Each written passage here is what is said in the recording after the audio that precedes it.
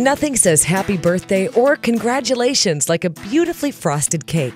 With just a few steps, you can frost a cake with confidence and enjoy the oohs and ahs from your guests. You'll need this basic equipment: a long serrated knife, cake plate, waxed paper, simple syrup, pastry brush, offset spatula, frosting. We'll frost a classic 2-layer birthday cake. First, make sure each cake layer is completely cooled before getting started. Warm cake can crumble or melt your frosting. Step 1. Make flat tops. If the cake layers have dome-shaped tops, you'll need to trim them to make the tops flat. Place a cooled cake layer on a sheet of waxed paper. This will make it easier to maneuver. Rest your palm on the domed top and hold the serrated knife parallel to the top of the cake. Lightly score the edge where you'll make the cut. Gently begin sawing back and forth into the cake. When you've made one cut, rotate the cake and make another cut. Cut and rotate until you've worked your way around the entire cake. One final back and forth cut should separate the domed top. Save this to snack on later. Do the same rotate and cut with the other layer. If one of your layers looks a little rough or crumbled, use that one as the bottom layer of your cake. Step 2. Prepare to frost. Put the bottom layer of cake on your cake platter. Tuck in strips of waxed paper beneath the edges of the cake to keep the platter clean while you're frosting. Lightly brush loose crumbs off the cake. Step 3. Prepare and brush on simple syrup. Simple syrup is a baker's secret that adds flavor and moisture to your cake. To make simple syrup, add 1 cup of sugar and 1 cup of water to a medium saucepan and bring to a boil.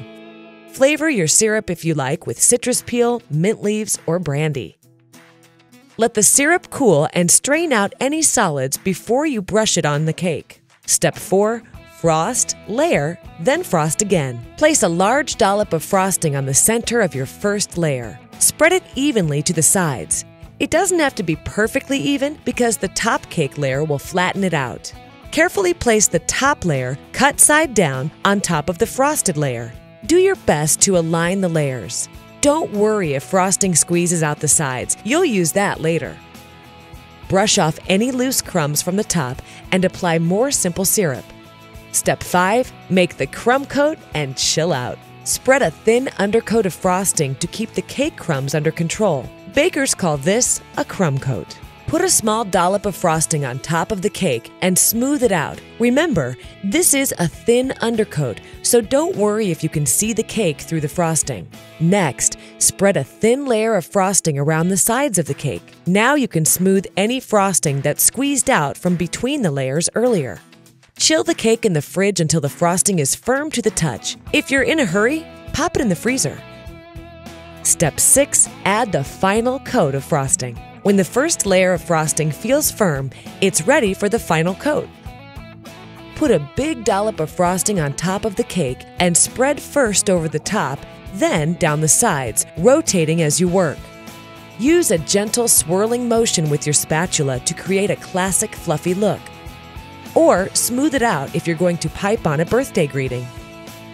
For a super smooth finish, dip your offset spatula in hot water. Shake it off, then use it to smooth the frosting. The heat from the metal melts the frosting just enough to even out any dips and bumps.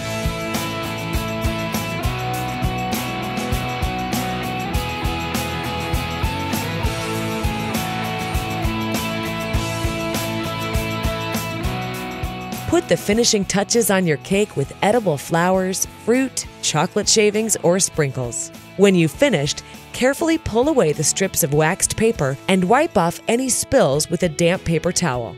Now get the candles ready and let the celebration begin.